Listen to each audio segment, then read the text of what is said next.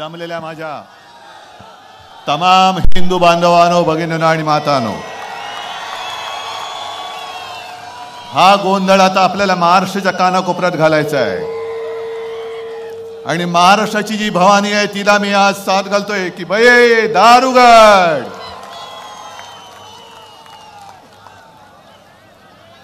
कारण ज्या ज्या वेळेला धर्मावरती अधर्माचं संकट आलेलं आहे त्यावेळेला श्रीकृष्ण आहेत, भगवान श्रीकृष्ण, भगवान श्रीराम आणि आमची आई भवानी हिने वेगवेगळे अवतार धारण करून त्या राक्षसांचा वध केलेला आहे. तीच वेळ आता आलेली आहे. काल आपण इतके वर्ष ज्याच्यासाठी संघर्ष करत होतो आणि केला तो क्षण टीव्हीवर का होईना पण आपण याची देही याची डोळा पाहिला, याचा मला अभिमान आहे. आणि त्यावेळेला कार सेवक म्हणून जे गेले होते ते कार सेवक आज इथे उपस्थित आहेत. माझं भाषण झाल्यानंतर मी त्यांना हे इकडे आहेत, तुम्हाला मी सगळ्यांच्या वतीने वंदन करतोय.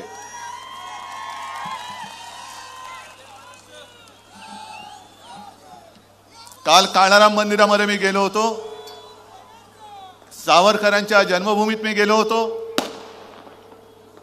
आणि अयोध्या ही प्रभू श्री रामचंद्राची जन्मभूमी आहे. पण हा माझा जो परिसर आहे पंचवटी आणि नाशिक ही प्रभू श्री रामचंद्राची पराक्रम भूमी आहे.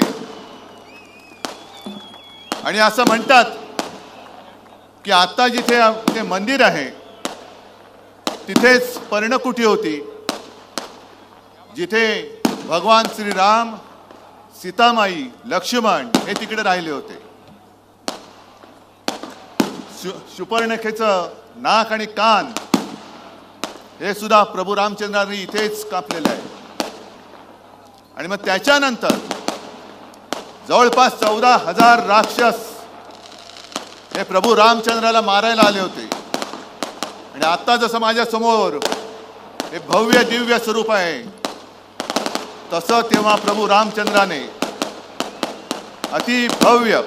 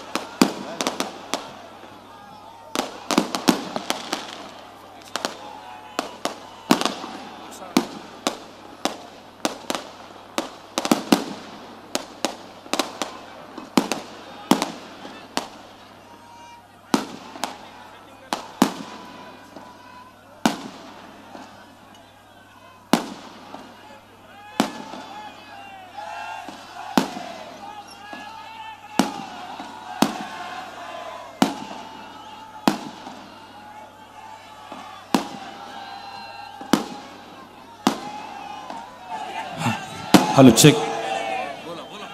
अरे फटाक्याच्या ठिकाणी कोण असेल पाणी होत ना त्याच्यावरती उलट कर.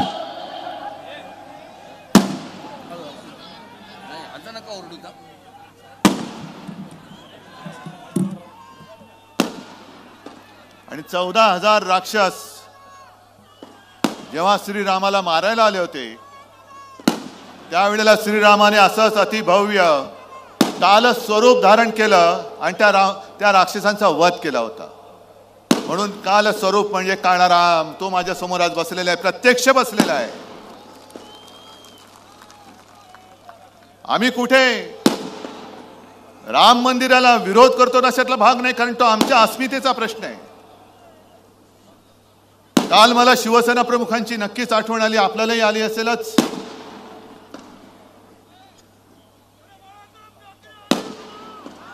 अरे काय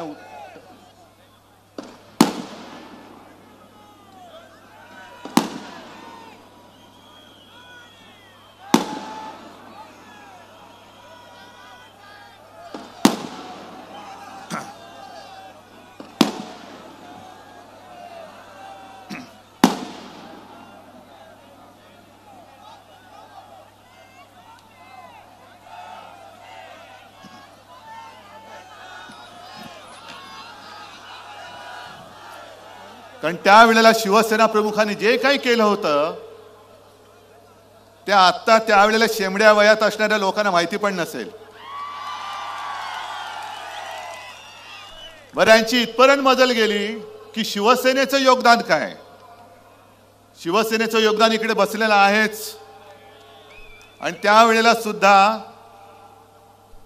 सगळेजण जे पळाले होते, अगदी सुंदरसिंग भंडारींपासून वाजपेयींपासून अडवाणी सुद्धा, तरी देखील अडवाणींबद्दल मला एक आदर आहे, नक्कीच आहे.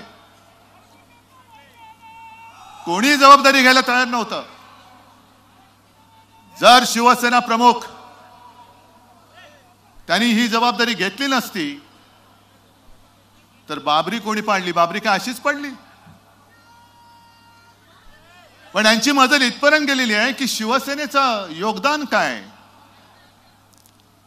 आता तर काही असे बिंडोक लोक निघालेले आहेत की शंकराचार्यांचं योगदान काय हिंदू धर्मामध्ये. मला भारतीय जनता पक्षाला प्रश्न विचारायचा आहे की कोणी जरा इकडे तिकडे खुटकन सनातन धर्मावरती बोलले तर तुमची तळपायची आग मस्तकात जाते. तुम्ही सनातन धर्म मानतात की नाही मानत हे मला भारतीय जनता पक्षाने सांगावं. आणि जर सनातन धर्म तुम्ही मानत असाल तर तुमच्या पक्षामध्ये जे आज बाजार बुणगे आयाराम भरलेले आहेत, भ्रष्टाचारी. मगाशी भास्करराव तुम्ही त्याचा समाचार घेतलाय, 70,000 कोटींचा घोटाळा, एवढ्या 1000 कोटींचा घोटाळा. हे सगळे घोटाळेबाज, भ्रष्टाचारी, हे सगळे तुम्ही तुमच्या पक्षात घेतले. मग मी असं म्हणू का की भारतीय जनता पक्षात आज भ्रष्टाचार्यांना मान आहे पण शंकराचार्यांना मान नाही. मग मोदींचं राजकारण किंवा हा काय नवीन धर्म तुम्ही काढताय की शंकराचार्यांचे? अरे तुम्ही भ्रष्टाचारांशी बोलताय, लपून छपून रात्री जाऊन हुडी घालून बोलताय. तुम्ही तुमच्या पक्षामध्ये त्यांना घेताय, मोठी मोठी पदं देत आहेत, आजूबाजूला बसवत आहेत. प्रफुल्ल पटेल बरोबर तुमचे फोटो येत आहेत. मिरची बरोबर ज्यांनी व्यवहार केला, देशद्रोही इक्बाल मिरची, त्याच्याबरोबर व्यवहार केला म्हणून बोंबलणारे तुम्हीच होतात. त्यांच्या तिकडे उद्घाटनाला जात आहेत. आपल्याकडे सुद्धा जे काही होते घाबरून पळाले, खोक्यामध्ये बंद झाले. आणि आज मी तुम्हाला जाहीर सांगतोय, लढाईला तुम्ही तयार आहात की नाही आहात? तुमच्यापैकी एक सुद्धा घाबरून जाणार असेल तर आत्ता जा. कारण शिवसेना प्रमुखांचा जय जयकार करताना जे शिवसेना प्रमुख आपल्याला शिकवून गेले की अरे 100 दिवस शेळी होऊन जगण्यापेक्षा एकच दिवस वाघ म्हणून जगा. तर आधी गेल्या तेवढ्या शेळ्या खूप झाल्या, आणखीन कोणी असेल तर निघून जा. शेळ्यानो निघून जा, मिंद्यांकडे जा. नावच मिंदे आहे. आणि एवढं सगळं भ्रष्टाचारी म्हणून बोलल्यानंतर लोकांसमोर तोंड दाखवल्याने लाज वाटत नाही. पण मला खरंच आश्चर्य वाटतं की हिंदुत्व हिंदुत्व हिंदुत्व सनातन धर्म नुसतं बोलणाऱ्या भारतीय जनता पक्षाला भ्रष्टाचारांना पटवण्यासाठी सगळे खोके आहेत, सगळी पदं आहेत. पण धर्माची शिकवण देणाऱ्या शंकराचार्यांना तुम्हाला भेटण्याची सुद्धा तसदी घेण्याची वेळ नाही. कोणतीही अवदस आहे, कोणता धर्म आहे, हा कोणता तुमचा हिंदू धर्म आहे? आणि अशी काय घाई झाली होती? आम्हाला घाई होतीच, पण ही घाई रामनवमीपर्यंत तुम्ही थांबला असता तर आम्ही तुम्हाला काही घाई केली नसती. आम्ही हा विषय केव्हा घेतला होता आणि म्हणूनच आम्ही भारतीय जनता पक्षाला पाठिंबा दिला होता. राम मंदिर बनवण्यासाठी आम्ही भारतीय जनता पक्षाला पाठिंबा दिलाच होता, हे मी जाहीर सांगतोय. काश्मीरमधला 370 कलम काढून टाकण्यासाठी सुद्धा आम्ही तुम्हाला पाठिंबा दिलाच होता. हिंदूंवरती अत्याचार होत असताना सुद्धा हिंदूंचं रक्षण करण्यासाठी सुद्धा आम्ही तुम्हाला पाठिंबा दिलाच होता. पण जेव्हा कठीण काळ होता त्यावेळेला शिवसेनेची सोबत तुम्हाला लागली. अटल बिहारी वाजपेयी जेव्हा यांना केराच्या टोपलीत टाकायला निघाले होते तेव्हा तुम्हाला शिवसेना प्रमुखांनी मदत केली. ती शिवसेना तुम्ही आज संपवायला निघालात. हे तुमचं हिंदुत्व? बरं संपवत आहे ना, या ना मैदानात आहे, आम्ही मैदानात आहोत, जे काय होईल तो फैसला मला मंजूर आहे. पण हे स्वतः सगळे कडोकट बंदोबस्तात राहणार. आमचे सगळ्यांचं संरक्षण काढून घेतलं आहे ते पण काढून घ्या. हे आमचं संरक्षक कवच आहे. कोणाची माय व्यायली असेल तर अंगावर येऊन दाखवा.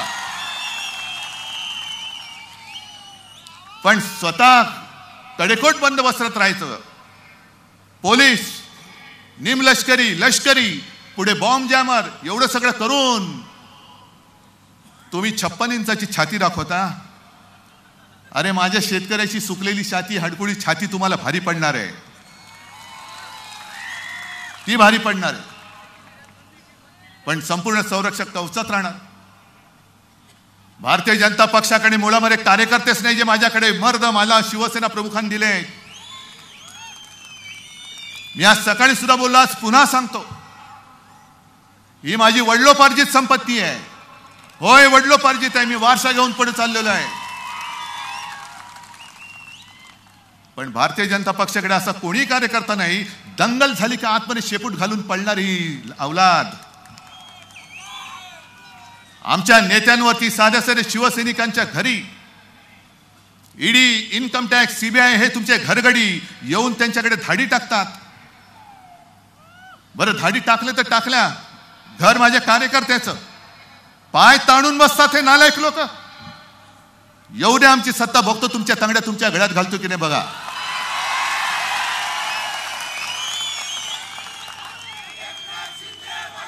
पण एका बाजूला स्वतः कडेकोट बंदोबस्तात राहणार, दुसऱ्या बाजूला तुमच्या यंत्रणा, तुम्ही शासकीय यंत्रणा, त्या शासकीय यंत्रणांचा पगार माझ्या या सर्वसामान्य माणसाच्या खिशातून जातो हे त्या यंत्रणावाल्यांनी सुद्धा लक्षात ठेवावं. भेकड लेखाचे हे बीजेपी म्हणजे भेकड जनता पार्टी नाव ठेवा. आता भेकड जनता पार्टी भेकडांची पार्टी आहे. एक तर स्वतःमध्ये कर्तृत्व नाही, नेता तर कोणी देऊच शकत नाही. भाकड तर आहातच, पण भेकड सुद्धा आहात. आणि म्हणे आम्ही हिंदुत्ववादी. हे असे भेकड हिंदू आजपर्यंत देशात झाले नाही आणि याच्या पुढे सुद्धा होणार नाहीत. हे कुठलं हिंदुत्व आहे? आणि मध्ये आणि मोर्चे काढले होते, हिंदू जन आक्रोश. कशाला काढताय? आहोत ना आम्ही. कुठे हिंदू संकटामध्ये? आणि तिकडे तुमचे विश्वगुरू बसलेले आहेत, ज्याच्यासाठी आम्ही पाठिंबा दिला होता हिंदुत्वासाठी. ते तिकडे बसल्यानंतर हिंदूंना या देशामध्ये आक्रोश करण्याची वेळ येत असेल तर त्यांनी खुर्ची सोडलेली बरी. खुर्ची सोडून द्या, आम्ही आहोत. या सगळ्या गोष्टी या आता सहन होत नाही. म्हणून आपल्याला नुसत्या गप्प नाही बसून चालणार. सहन होत नाही, सांगता येत नाही, सांगितल्या पाहिजेत आणि तोडून मोडून काढल्या पाहिजेत. आता मोदीजींच्या वाऱ्या महाराष्ट्रामध्ये वाढल्यात. दर 5-10 दिवसांनी मोदी येत आहेत. कधी काळाराम मंदिरात, कधी सोलापूरमध्ये, कधी इकडे. आता म्हणतात मला वाटतं पोहरा देवीला येणार आहेत.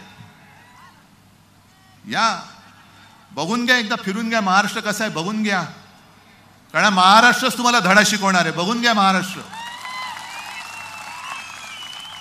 पण मोदीजी ज्या वेळेला महाराष्ट्र संकटात होता ना, टोकते वादळ आलं होतं, निसर्ग चक्रीवादळ आलं होतं. कशाला इकडे माझा ग्रामीण भागात आलेला शेतकरी येतो, अवकाळी पाऊस त्याच्यावरती पडला, गारपीट झाली, तेव्हा मोदीजी आले. आता फक्त मतांसाठी येत आहेत.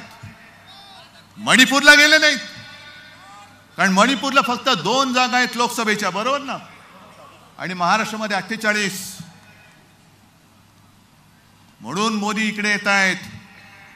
निवडणूक आल्यानंतर महाराष्ट्र तुम्हाला आठवतोय. पण संकटात जेव्हा महाराष्ट्र होरपळत असतो तेव्हा तुम्ही येण्याची साधी एक दानत नाही तुमच्याकडे. टोकते वादळ जसं महाराष्ट्रावरती आदळलं, गुजरातवरती सुद्धा आदळलं. पण महाराष्ट्राने मागून सुद्धा पैसे दिले नाहीत. पण पंतप्रधान गुजरातला धावत गेले आणि मागता न मागितले तरी सुद्धा 1000 कोटी गुजरातला देऊन आले. महाराष्ट्राला दिला ठेंगा. काय तुम्ही देशाचे पंतप्रधान आहात की गुजरातचे आहात? म्हणजे देश के लिए मन की बात, आणि गुजरात के लिए धन की बात. का तुम्ही विष पिरताय? गुजरात आमचा सुद्धा आहे. आमच्यामध्ये सुद्धा इकडे गुजराती माता भगिनी बांधव सगळे राहत आहेत, वर्षानुवर्ष राहत आहेत, हिंदू म्हणून राहत आहेत. मी काल तिकडे गेलो, देवळाली बघितली, भगूर बघितलं, नाशिक बघितलं. अनेक आहेत आपल्याकडे, गुजराती आहेत, मुंबईमध्ये आहेत, देशभर पसरलेले आहेत. पण तुम्ही आता हिंदूंमध्ये जो भेदभाव करतात ना, ते हिंदूंमध्ये विष कालवतात, ते घातक आहे. अगदी 92-93 साली सुद्धा ज्या मुंबईमध्ये दंगली पेटल्या होत्या, तेव्हा जा तिथल्या गुजराती बांधवांना आणि उत्तर भारतीयांना सुद्धा विचारा की तुम्हाला कोणी वाचवलं होतं? शिवसेनेने वाचवलं होतं. आम्ही भेदभाव नव्हता केला की अरे कोण आहेस तू, मराठी आहेस, गुजराती आहेस का आणखीन कोणी आहेस, नाही केला. कोरोनामध्ये सुद्धा जेव्हा मी मुख्यमंत्री होतो, संपूर्ण महाराष्ट्र माझं कुटुंब आहेच, मी कुटुंबवत्सल आहेच. आणि म्हणूनच मी मध्ये ज्या वेळेला माझ्यावरती घराणेशाहीचा आरोप केला गेला, तेव्हा मी म्हटलं होतं की अरे घराणेशाहीचा आरोप कोणीतरी घरंदाज माणसाने केला तर मला त्याला उत्तर द्यायला आवडेल.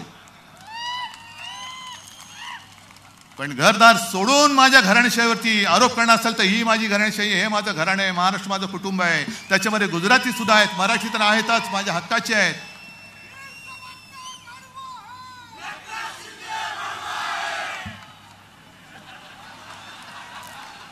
आता तुम्हाला जास्त सांगण्याची गरज नाही, पण आणखीन काही काही कडवी पानं सुद्धा आहेत. आज हे संपूर्ण जे काय चाललेलं आहे, मोदींचं राजकारण अतिशय घाणेरडं आहे. तुम्ही देश, जरा थांबत, तुम्ही देश आणि गुजरातमध्ये एक भिंत उभी करतात. मोदीजी, हे हिंदुत्व आम्हाला मान्य नाहीये. त्यावेळेला छत्रपती शिवाजी महाराजांनी सुरत लुटली होती, ती गुजरातची म्हणून नव्हती लुटली, इंग्रजांची वखार लुटली होती. इंग्रजांची वखार सुरतेला होती म्हणून सुरत लुटली होती. तुम्ही मोदीजी आमचा महाराष्ट्र लुटतात, महाराष्ट्र ओरबाडता आहात. गुजरात तुम्ही समृद्ध करा, आम्हाला आनंद होईल, पण जे माझ्या महाराष्ट्राच्या हक्काचं वैभव आहे ते तुम्ही ओरबाडता आहात, हे आम्ही ओरबाडू देणार नाही. त्याच्यासाठी आज आम्ही तुमच्या समोर लढायला उभे आहोत. आणि मिंदे जे बोलतात ना, यांनी बाळासाहेबांचे विचार सोडले. अरे मिंद्या, तुझ्या समोर महाराष्ट्र ओरबाडला जातोय आणि तू शेपूट हलवत दिल्लीची चाकरी करतोयस, शेपूट हलवत बसतो खुर्चीसाठी. हे बाळासाहेबांचे विचार, हे बाळासाहेबांचं हिंदुत्व, हे शिवसेनेचं हिंदुत्व. अगदी काही दिवसापूर्वी पंतप्रधान माझ्या कोकणात जाऊन आले, सिंधुदुर्गात. नौदल दिन होता तो. बरं वाटलं की तिकडे सुद्धा नौदलाचा दिन साजरा केला. एक बडे छत्रपती शिवाजी महाराजांचा पुतळा त्यांनी बसवला. कोकणवासियांना वाटलं काहीतरी कोकणात येईल, कसलं काय आणि कसलं काय. हे गेले आणि तिकडे येणारा तो पाणबुडी पर्यटनाचा प्रकल्प तो सुद्धा गुजरातमध्ये नेला.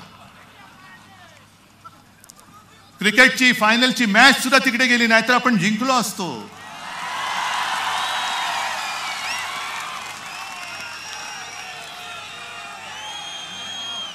आता तर म्हणजे मधल्या काळामध्ये हेच लोक ओरडून बोंबलून ओरडत होती ना सगळी, boycott Bollywood, boycott Bollywood.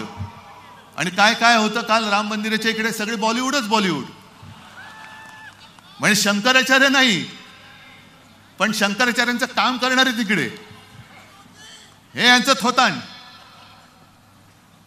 Boycott Bollywood. आता ते फिल्मफेअरचा तो सोहळा आहे, तो सुद्धा आता ते गुजरातमध्ये घेऊन चालले. म्हणजे जिथून जिथून जे काय महसूल मिळण्याची जी काही ठिकाणं आहेत ती सगळी ओरबाडून गुजरातमध्ये घेऊन जातात, सगळी घेऊन जातात. कशासाठी तुम्ही हे करताय सगळं? काय महाराष्ट्राने असं काय तुमचं पाप केलेलं आहे की तुम्ही आमच्या मुळावरती आला? जो महाराष्ट्र संकटात तुम्हाला दिल्लीमध्ये घेऊन गेला, त्या महाराष्ट्राच्या मुळावर तुम्ही घाव का घालता आहात? आणि मग हे असं बोलल्यानंतर यांनी बाळासाहेबांचे विचार सोडले. तुम्ही आज मला सांगा, मी एक तरी बाळासाहेबांचा विचार सोडल्याचं तुमचं मत असेल? तुम्ही सांगाल तर मी जे आहे ते पद सुद्धा मी सोडून द्यायला तयार आहे, जसं मी मुख्यमंत्री पद सोडलं. जा त्या नार्वेकरला सांगा, लबाडाला सांगा, इकडे येऊन हिम्मत असेल तर इकडून मध्ये येऊन बोल, मी तुझ्या बरोबर येतो, आणि सांग शिवसेना कोणाची. बंद दाराआड तू निर्णय देतोस. ज्या गोष्टी आम्ही दिल्याच नाही सांगतो त्याचे पुरावे आम्ही गेल्या वेळेला जनता न्यायालयात दाखवले. पाहिले की नाही तुम्ही? नसेल तर पुन्हा एकदा तुम्हाला दाखवीन. शिवसेनेची घटनाच मिळाली नाही, शिवसेनेमध्ये अमुकच नाही. एका 2013 साली हेच गृहस्थ तिकडे उभे होते बिल्ला घालून, आणि दुसऱ्या वेळेला तर आता जे म्हणतायत की हे पक्षप्रमुखच नाही, तेच दाढी खाजवत माझ्या पाया पडले होते. पण ही शिवसेनेची घटना आहे. ही सगळी जी बसलेली लोक आहेत, माता भगिनी आणि बांधव, तुमचे आशीर्वाद, ही माझ्या शिवसेनेची घटना आहे.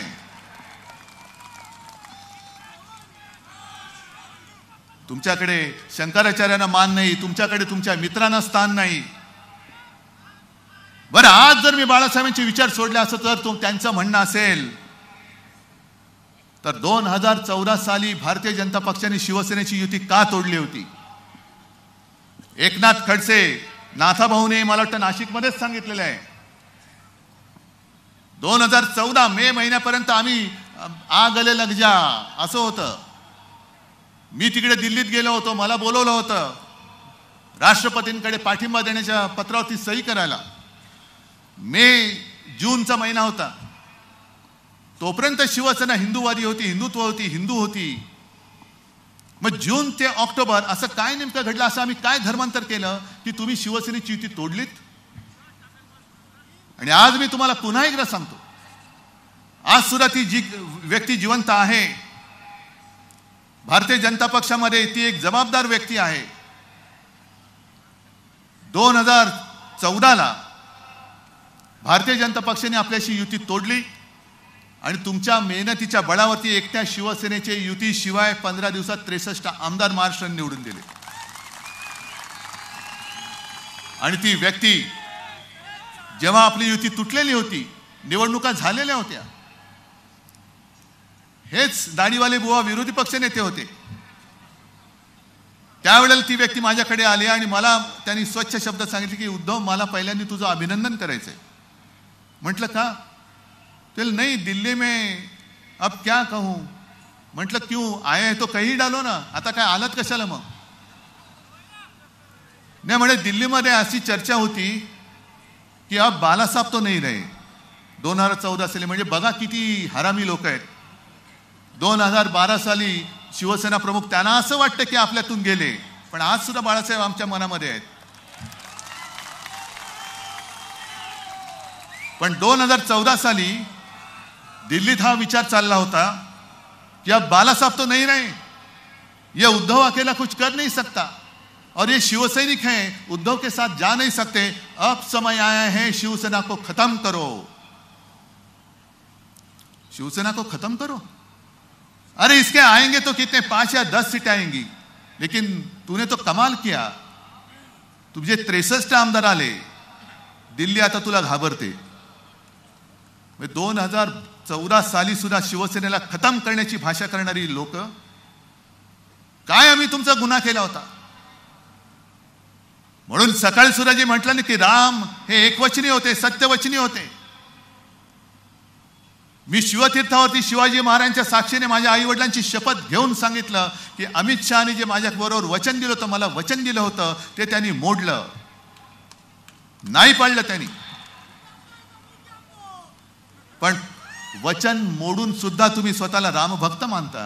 जर वचन पाळलं असतं तर आज देवेंद्र फडणवीसला अर्धा नाही पाव मुख्यमंत्री जे झालेत ते आता ते पूर्ण मुख्यमंत्री झाले असते 2.5 वर्ष.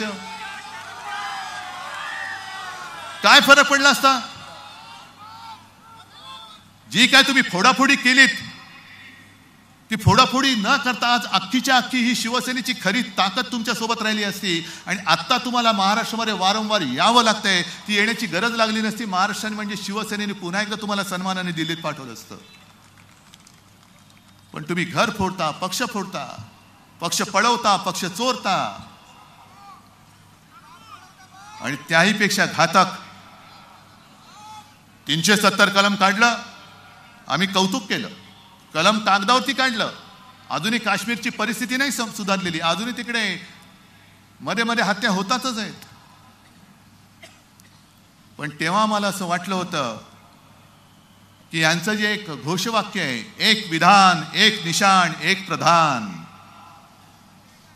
म्हणजे एक आमचा तिरंगा असेल, पण तो तिरंगा नाही. आता असं म्हणतं त्या नड्डांच्या बोलण्याप्रमाणे की एक निशाण म्हणजे फक्त भाजपाचं निशाण, एक विधान म्हणजे मोदी लिहितील ते विधान, आणि एक प्रधान म्हणजे तेच प्रधान, बाकी होणार नाही. हे चालणार आहे तुम्हाला? एक निशाण ते माझ्या भारत मातेचं तिरंगा असेल, भाजपचा फडका नसेल, आणि एक विधान हे माझ्या डॉक्टर बाबासाहेब आंबेडकरांनी लिहिलेलं संविधान असेल, भाजपने लिहिलेलं विधान नसेल, आणि एक प्रधान तो माझ्या जनतेने निवडून दिलेला असेल, तुमचा ईव्हीएम मधनं आलेला प्रधान नसेल. ज्या दिशेने आपण चाललेलो आहोत ही दिशा देशाला हुकुमशाहीकडे नेणारी आहे. मी मोदीजींचा विरोधक नाही, मी व्यक्तीचा विरोधक नाही. मी आज सुद्धा त्यांना नरेंद्र भाई म्हणतो, कारण माझे त्या काळामध्ये संबंध त्यांच्याबरोबर चांगले होतेच, हे मी जाहीर सांगतो. मला लपवण्याची गरज नाही, आणि मला लपवणं माझ्या वडिलांनी शिकवलेलं नाही.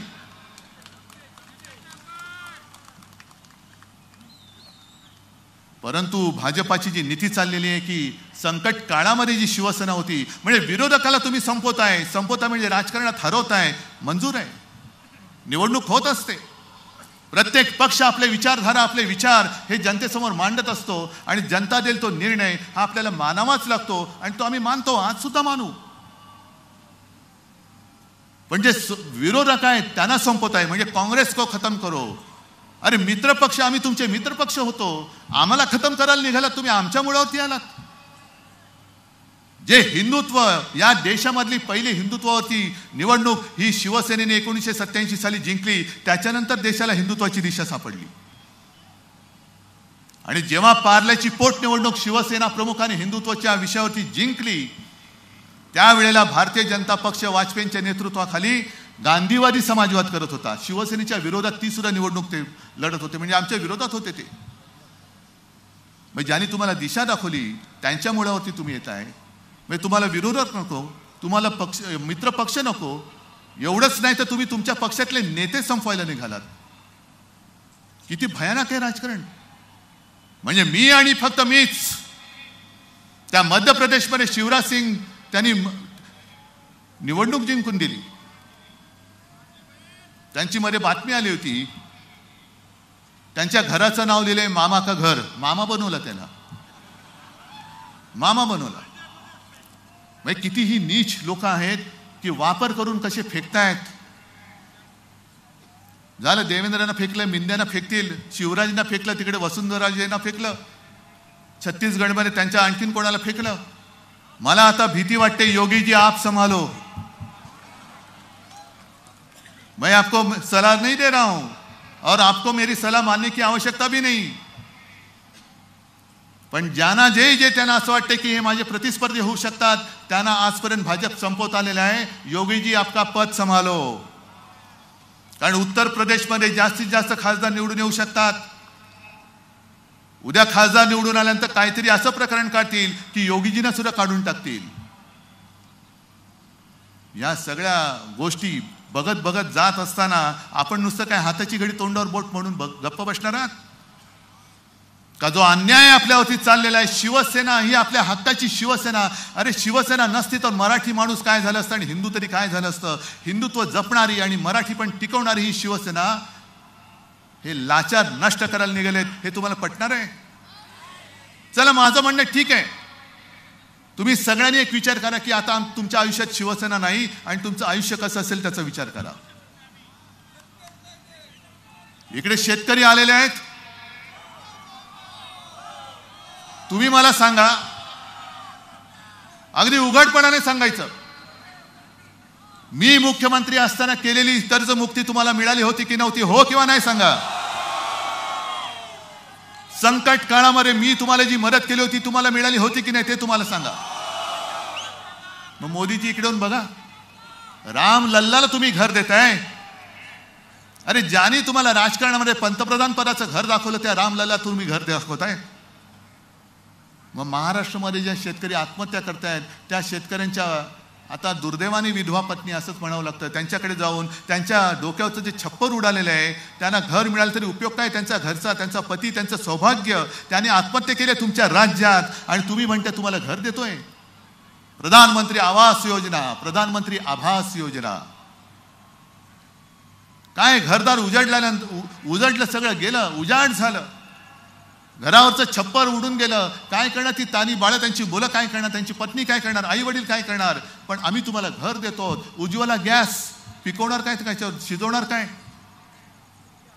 काय काय ठिकाणी तर एवढी भयानक परिस्थिती आहे. मी जेव्हा शेतकऱ्यांच्या भेटीला बांधावरती गेलो होतो गेल्या 1-2 वर्षामध्ये, दिवाळी होती, अक्षरशः माझ्या अंगावरती काटा आला की आमचा अन्नदाता मला विचारतोय की साहेब सगळंच गेलं, डोक्यावरती कर्ज चढले, आता आम्ही खायचं काय ते सांगा. म्हणजे जो आम्हाला जेवण देतो, मोदीजी तुम्ही उपास केला, पण माझा शेतकरी आपल्याला जो पोसतो, आपला पोशिंदा आपला शेतकरी आहे, तो जर उपासमारीने मरत असेल तर तुमच्या उपासाचं कौतुक काय. कोणी कोणाचं कौतुक करायचं. आणि खरं म्हणजे पंतप्रधानांचं कर्तव्य आहे, उपास करा. तुमच्या धार्मिकपणाबद्दल मी काही म्हणत नाही, पण निदान उपास करण्यापूर्वी माझ्या देशामध्ये एक सुद्धा पोट उपाशी राहिलं नाही पाहिजे, राहणार नाही, ही काळजी घेणं हे पंतप्रधानांचं काम आहे. मग लोक विचारतात, मी दिल्लीमध्ये गेलो होतो इंडियाच्या बैठकीला आणि संजय राऊतांनी घरी त्यांच्या एक अनौपचारिक असं पत्रकारांसाठी जेवण ठेवलं होतं आणि सगळे बसले होते. मीडिया हेड होते, काही चॅनलचे हेड होते, काही प्रिंट मीडियाचे होते. आणि एक नेहमीचा प्रश्न की लेकिन विकल्प क्या है. म्हणजे तुम्ही सगळे एकत्र जमलात पण पर्याय काय.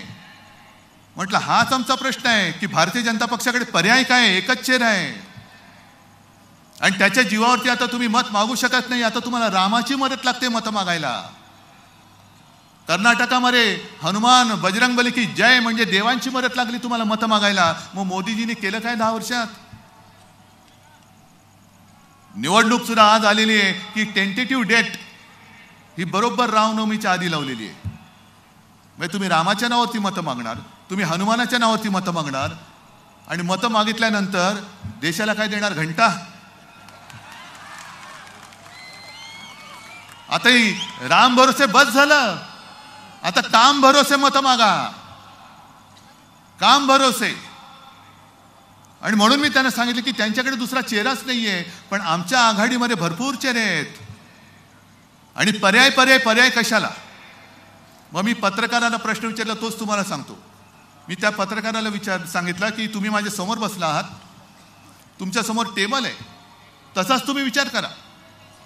तुमच्या समोर टेबल आहे आणि त्या टेबलवरती 2 पेले ठेवलेले आहेत. एका पेल्यामध्ये प्रयोगशाळेमध्ये चाचणी केलेलं विष आहे, विष जे घेतल्याबरोबर प्राण जाईल असं त्याच्यावर लिहिलेलं विष. आणि दुसरा पेला आहे त्याच्यामध्ये माहिती नाही काय आहे, पण निवडणूक आहे. एक पेला तुम्हाला प्यायचा आहे, मग विष लिहिले तो पेला पिणार की जे माहिती नाही तो पेला पिणार. काय पिणार. दुसऱ्या पेल्यात विष असेल, अमृतही असेल, पाणी असेल, लिंबू पाणी असेल, पण समोर विष दिसतंय. यांचा कारभार 10 वर्षाचा दिसतोय आणि जातीपातीमध्ये दंगे भडकवण्याचं सुद्धा यांचं काम तुम्हाला दिसतंय. नोकऱ्या नाहीत. शेतकऱ्यांचं उत्पन्न दुप्पट वाढलं असेल, पुन्हा द्या मतं त्यांना, वाढले दुप्पट.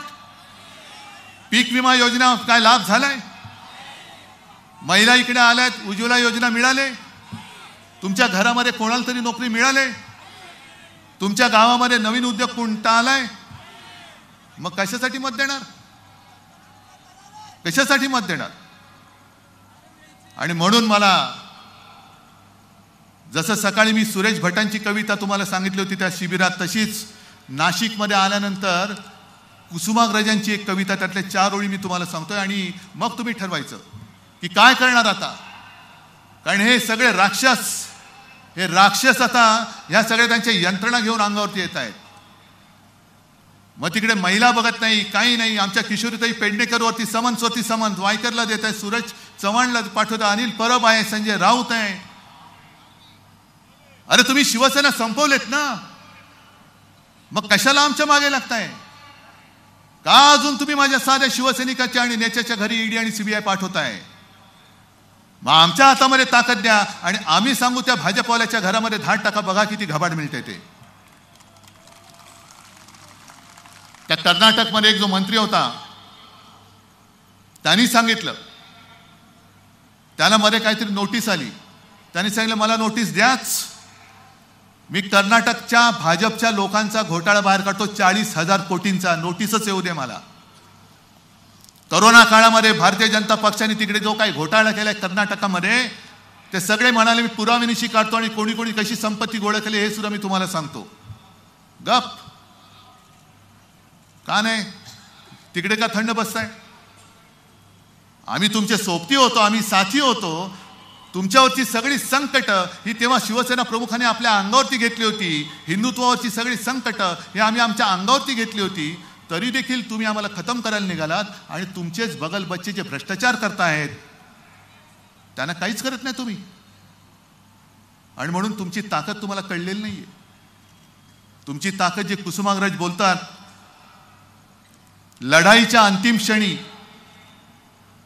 सामान्यच असामान्य होतो, संसाराचा कोश तोडून लढाई जिंकतो, पुन्हा सामान्य होतो आणि आपल्या विजयाची मिरवणूक परस्तपणाने आपल्या घराच्या खिडक्यांतून पाहतो. ही सर्वसामान्य माणसांची ताकद आहे. क्रांती क्रांती क्रांती जी काय असते तो सर्वसामान्य माणूस करतोय. नेत्याला वाटतं की आम्ही क्रांती केली, पण सर्वसामान्य माणसाची मनगट आणि मन जोपर्यंत नेत्याच्या हाकेला ओ देत नाही तोपर्यंत क्रांती होत नाही. तुम्हाला क्रांती जे माझे आजोबा सांगायचे की शांती ही मुडद्याची असते आणि क्रांती ही मर्दाची असते. तुम्ही मर्द आहात का मुडदे आहात हे तुम्हाला ठरवावं लागेल.